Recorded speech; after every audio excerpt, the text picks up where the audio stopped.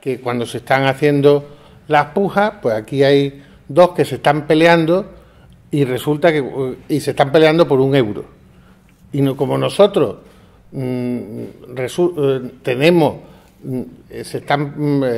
sabemos que nos tenemos que adjudicar sí o sí al 50% de 1.000 y el precio a lo mejor de adjudicación están en 200 euros y uno está a 201 euros, otro 202, otro 203 y nosotros vemos que en esta pelea alguno se va a aburrir y va a llegar a la hora de finalizar la subasta y no vamos a ningún lado. Pues nosotros podemos decir, como yo estoy dispuesto a adjudicármelo a mi precio de remate, porque yo sé que mi precio de remate es tal y ya lo tengo estipulado, pujo mi precio de remate en el momento que apueste a alguien y ya, si alguno de estos tiene de verdad interés, pujará por encima de mi precio de remate.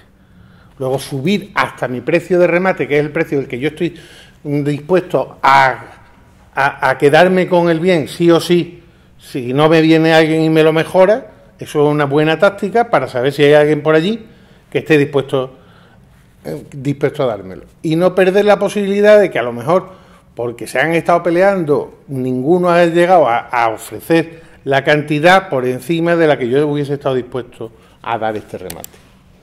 No sé si me he explicado bien, pero bueno.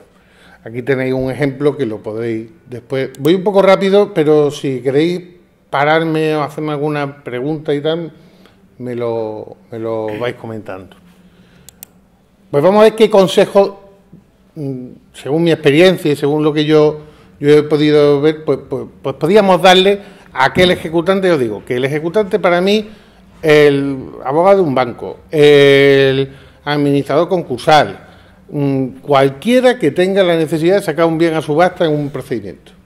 Pues primero es proporcionar, como hemos dicho, de forma veraz y transparente toda la información y verificar la situación arrendaticia y la ocupación del inmueble. Y esto, que si ahora después veremos ya, veréis cómo se refleja que no es muy frecuente.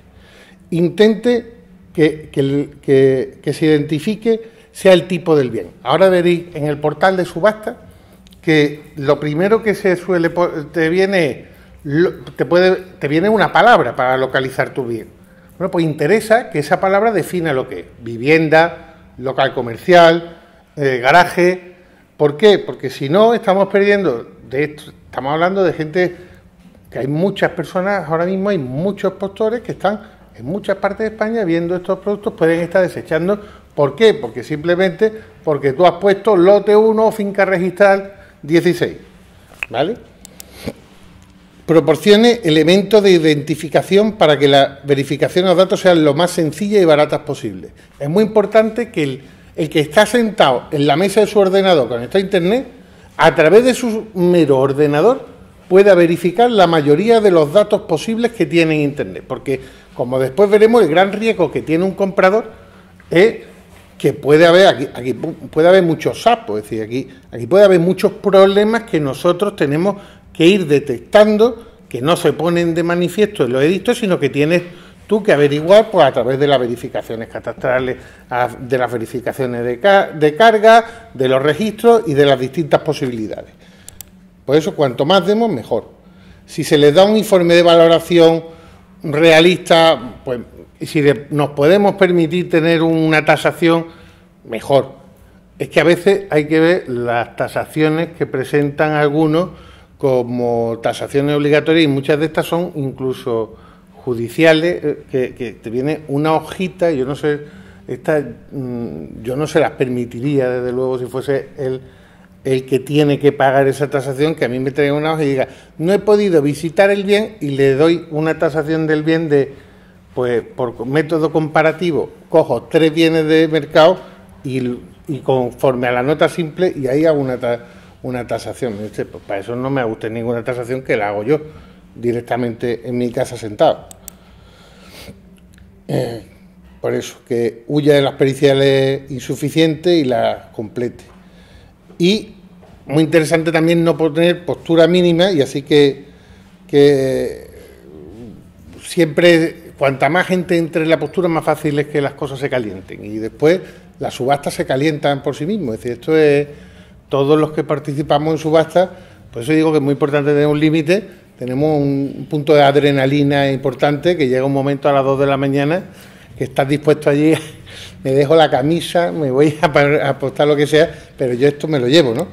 Pues eso es importante, cuanta más gente entre en nuestra subasta, ese es nuestro primer objetivo.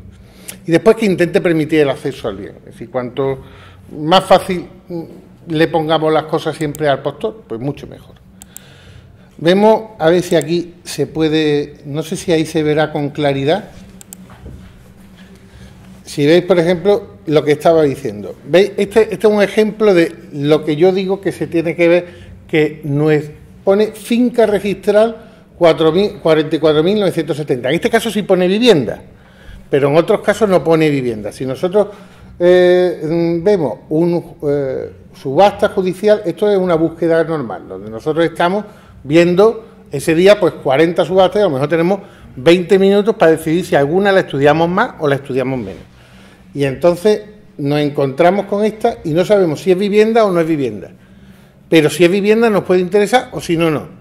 Bueno, como este ha puesto vivienda entre paréntesis, pues seguramente continuemos con el análisis. A lo mejor, si no lo hubiese puesto, tú piensas, pues a lo mejor es una finca registral, puede ser una finca rústica, paso a la siguiente.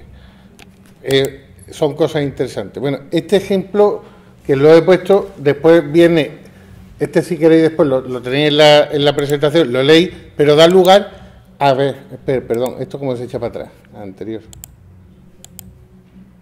¿No se echa esto para atrás? Nada, la flecha. Ahora, ya. Es que no sé, desde aquí no sé si se ve bien. Este es del anterior edicto de subasta. No deberíamos de poner aquí datos personales, pero bueno, si vosotros no decís nada, yo tampoco lo diré. Aquí está incorporado al fichero del Boletín Oficial del Estado, con lo cual... pues entonces no se ve, ¿no? Bueno, pues intentaremos ver el cursor y después lo veis con más tranquilidad en vuestra casa. Pone finca registral, tal, vivienda. Calle, no voy a decir la calle, pero bueno, si lo puedo decir, calle Ferrán, número 4, Torremolinos, Málaga. Vivienda habitual, no. Situación posesoria, no consta. Código de registral, no consta. Visitable, no consta.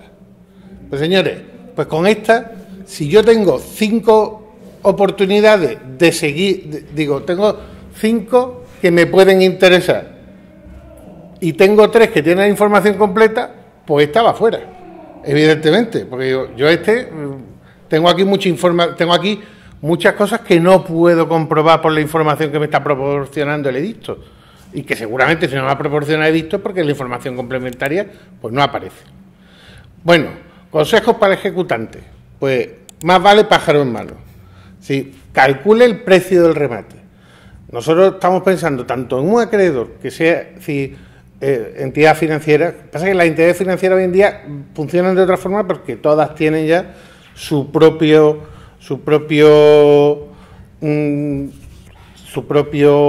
inmobiliaria, tiene su propia inmobiliaria, que es la que se adjudica después los bienes, porque después tiene para evitar los gastos de comercialización posterior de ese bien que se adjudican, porque cuando uno se adjudica un bien al final de un remate, pues resulta que encima tengo que pagar impuestos y después resulta que si me lo adjudico yo también lo tengo que vender, con lo cual tengo unos costes añadidos y además cuánto tiempo tardo y cuánto tiempo tengo ese dinero inmovilizado y financiado. Tengo unos costes financieros.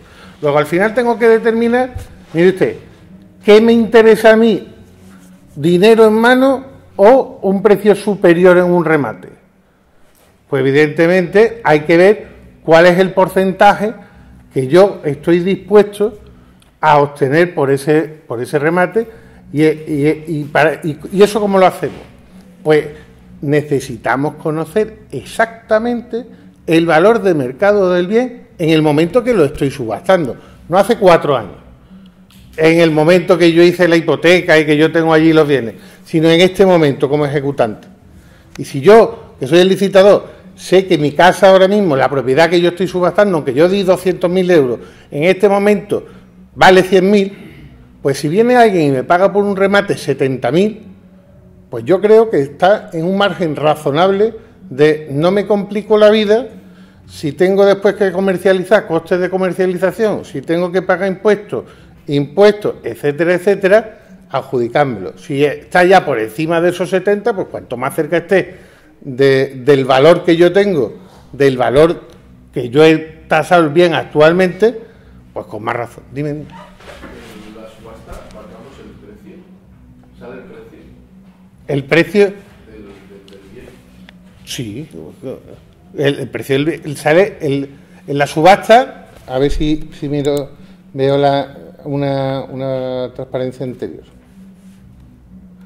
A ver si aquí. O a ver, si no, creo que la siguiente viene. Espérate. En esta no, pero a ver, en la siguiente. Aquí va a ver. Es que no se ve bien. Es que esto, si pudiese esto ampliar. Pantalla. Y es que no se amplía esto. No.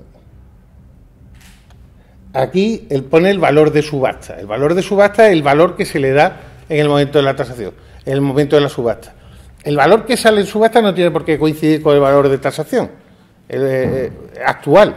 El valor de subasta es el valor que se le normalmente puede ser el valor que en su momento tenía el bien cuando se hipotecó y que se puso en el valor cuando se concedió la hipoteca como valor a efectos de subasta.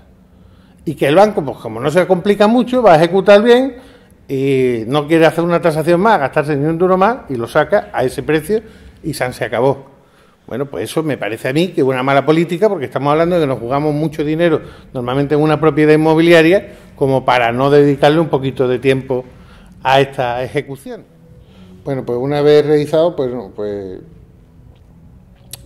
esto ya lo hemos visto, ya ves. Bueno, lo primero que descartaremos, por los que no podamos acometer económicamente, eso está claro, ¿no? Es decir, aquello que no lleguemos económicamente esté fuera de nuestros parámetros económicos, pues eso rápidamente fuera y no nos complicamos más la vida. Entonces, después descarte aquellos que ofrezcan una poca rentabilidad o que tengan una deuda, y suelen ser aquellos que suelen tener una deuda muy superior al valor de tasación del bien. Y ahora habrá que ver, sobre todo si tiene la tasación actualizada, porque no confundamos el valor de tasación con el valor de subasta. Valor de tasación puede que esté, que sea mucho más alto que el valor de subasta, puede ser más alto que el valor de tasación, pues porque es un valor histórico y entonces realmente a nosotros pues nos puede estar interesando otro tipo de estudio. Y si no está especializado, pues descarte pues fórmulas que no den la propiedad completa y pacífica de la finca, es decir, por los proindivisos, participaciones sociales, etcétera. Pues eso yo no recomiendo meterse a quien no sea un verdadero especialista en eso, ¿no? Y pues si sigue desechando, pues yo me quito. Nosotros no participamos, por ejemplo, nunca en subastas de viviendas habituales porque tiene muchas complicaciones. Hoy en día, además, los juzgados, aparte por los temas éticos y morales, ¿no?, que acarrean, pues tiene una serie de condicionantes de poder quedarte allí con alquileres sociales, de mantenimiento, etcétera, que hacen muy difícil después el desalojo de esa finca, y tampoco es un problema más que una solución. ¿Cómo eliminamos incertidumbre? Bueno, pues tenemos que verificar cuál es la información con la que nosotros vamos a contar. Pues vamos a contar básicamente con dos, con el edicto y con la certificación de carga. Eso seguro que deberíamos de tenerlo al menos. A veces falta certificación de carga, el edicto siempre está. Bueno, pues con esa información nosotros tenemos que verificar toda la información registrada que podamos sacar todos los elementos para nosotros poder hacer una comprobación de datos y una valoración del bien, para poder después llegar a nuestro. Y si hay un dictamen pericial, pues mucho mejor, porque entonces ya tenemos un dictamen pericial, pero ya digo que no sean de la Audiencia Nacional de España, porque los de la Audiencia Nacional es una hoja donde el perito suele decir eso, que yo no he podido ir a Málaga y entonces pues mi pericial consiste en que pues no tengo ni idea, vamos, y eso es lo que he visto, básicamente. Entonces, la selección de pruebas a realizar, ¿no? Bueno, pues la deuda, pues cuidado que si el procedimiento es de un juzgado mercantil, lo que diga el plan de liquidación prevalece y las condiciones generales de la subasta pueden variar. Luego, El edicto también estará ajustado al plan de liquidación. En ese aspecto deben de ser ¿cuál es la palabra esta que dicen que debe de... Literosuficiente, es que nunca me sale. Perfecto, literosuficiente debe ser, pero después muchas veces no lo son y hay que acudir al edicto, al plan de liquidación y a la aprobación del plan de liquidación, no solamente al plan de liquidación, para verificar que está todo perfectamente reflejado. Si existe datos catastrales, pues eso es muy fácil, eso hay una pestañita que, si eso se mete uno en registro en catastro general y con los datos catastrales si están bien puestos, pues se puede identificar perfectamente el bien y podemos verificar pues que la finca corresponde o no corresponde. Y después yo siempre recomiendo una visita física del inmueble si es posible. ¿Por qué? Porque después nos podemos encontrar, por ejemplo, esto era un chollo en la Plaza Mayor, tal, y era una familia con 3 niñas pequeñas, y todo, claro, cuando fueron allí, pues que tenía debajo un tablao flamenco allí, pues claro, no era lo más propio pues para dormir con 3 niñas, no descansaban mucho. Entonces, pues, ¿qué hay que evaluar? Pues bueno, pues después tenemos donde suelen estar las mejores oportunidades, suelen ser en ejecuciones que no son del primer acreedor que es el que subasta. El que está sacando una segunda carga a subasta, ahí suele haber una gran oportunidad de negocio normalmente, porque la primera carga no suele estar completamente agotada, sino suele ser menor. Entonces, pero nosotros el problema que solemos tener es que no podemos tener ese acceso a esa información fácilmente, ni nos la va a proporcionar el primer hipotecante. Es decir, si existe una primera hipoteca y una segunda hipoteca y el bien la saca a subasta el segundo hipotecante, cuando el que se adjudique el bien, se adjudica el bien con la carga, subsiste la carga si no está en un concurso de acreedores. Entonces, con esa subsistencia de carga, ¿cómo se valora? Bueno, pues aquí es lo que estamos viendo, es decir, habría que sumar lo máximo que podríamos tener, que sería la responsabilidad hipotecaria, que estaría compuesta de principal, los intereses de demora, los intereses ordinarios, intereses de demora y los gastos. Eso es toda la responsabilidad hipotecaria que tiene el bien. Pero lo más probable es que no sea tanto, porque si no, salvo que sea un bien con muchísimo valor de tasación, el que está detrás no lo iba a sacar a adjudicación. Entonces, si uno se puede enterar de alguna forma de cuál es exactamente qué es exactamente lo que se debe al primer banco, o incluso, como ocurre muchas veces, si son contratos fraudulentos que están pagados, o si son cargas que están pagadas pero no están levantadas, señores, ahí hay un negocio. Ahí sí que hay un negocio. Pasa que hay que enterarse y es muy difícil. En embargo, hipotecas unilaterales, bueno, pues la única que tenemos que valorar pues es la responsabilidad hipotecaria. No tenemos que directamente vendrá, y eso viene toda la información en la certificación de carga. Pues tendremos entonces que comparar la cantidad ejecutada o reclamada con el valor de subasta y con el valor de tasación. Estas son las 3 cifras que yo digo mágicas, que es las que nos van a permitir a nosotros ir buscándole rentabilidad a la posible rentabilidad, porque vamos a buscar 2 valores. Y los 2 valores, y no están aquí, me he perdido una transparencia, espera. Aquí. Vamos a tener que buscar 2 valores. Que una valoración que será el precio máximo admisible, yo le he puesto precio máximo admisible como le podía haber puesto otra cosa, ¿no? Pero le he puesto precio máximo admisible, que sería el precio máximo que yo estoy dispuesto a pagar en una subasta. Y eso sería, pues, el precio de mercado que yo he valorado el bien, menos los gastos que me voy a gastar en la adquisición, menos los gastos que debo de tener yo comercializándolo, menos el margen de beneficio mínimo que yo le espero obtener al bien. 5 minutos. Y el precio mínimo de adjudicación, pues que sería el precio mínimo al que yo considero que soy capaz de poder adjudicarme el bien. Y para poder adjudicarme el bien dependerá de varios factores. Primero, de si el valor de subasta, por eso sería jugar con los 3 valores que hemos visto antes, Y eso os dejo a vosotros que cada uno haga ya sus combinaciones. Yo he puesto, hay algunas, pero las combinaciones son múltiples y además y casi infinitas, porque después además tenemos que ver si el precio si el valor de subasta es o no es, si el valor, la deuda por la que sale el bien está por encima del 50% del valor de la subasta o no, es otro valor importante. Si está por encima del 70% es otro valor. Entonces van distintas posibilidades de valoración que se puedan tener. Lo importante que tenemos que tener nosotros en cuenta es si es una primera carga, el valor por el que salga esa carga y ese valor es pequeño, ahí también hay una posibilidad de negocio, porque puede ser ese valor más el bien se puede adjudicar a ese valor más los gastos del procedimiento que estén estipulados, que hay que mirar en el edicto, porque no será, si se ha ejecutado por 30.000 euros, pues lo más normal es que sean 40.000 euros, ¿vale? Y entonces ese valor es posible que en un remate, aunque nosotros no alcancemos ni siquiera el 50% de valor de tasación, nos lo puedan adjudicar en un remate porque el ejecutante ha cobrado. Y si el ejecutante cobra toda su cantidad, el ejecutante no puede mejorar esa postura, porque él no está ahí para hacer negocio. Él está para cobrar su deuda, no nos equivoquemos. Entonces, tú no le puedes ofrecer una mejora a alguien que ya ha cobrado su cantidad. Le puedes ofrecer una mejora solamente a aquel que pudiese estar perdiendo algo.